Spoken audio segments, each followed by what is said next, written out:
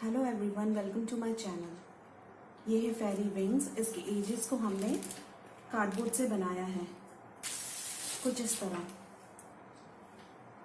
Edges में हमने silver paper wrap किया है और इसके बीच के एम्प्टी पार्ट में हमने ट्रांसपेरेंट पेपर लगाया है। ट्रांसपेरेंट शीट के ऊपर पेपर से डिज़ाइन काट के लगाई है। बीच में इलास्टिक लगाई है वाइट कलर की।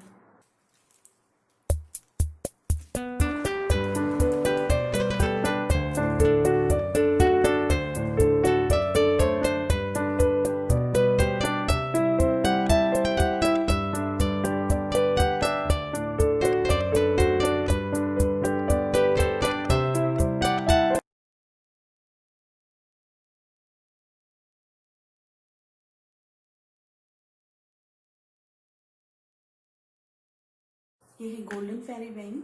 इसे भी हमने कार्डबोर्ड से बनाया है। कार्डबोर्ड में पूरा शेप ड्रॉ कर लिया, फिर कट कर लिया, फिर उसके ऊपर गोल्डन पेपर चिपकाया है।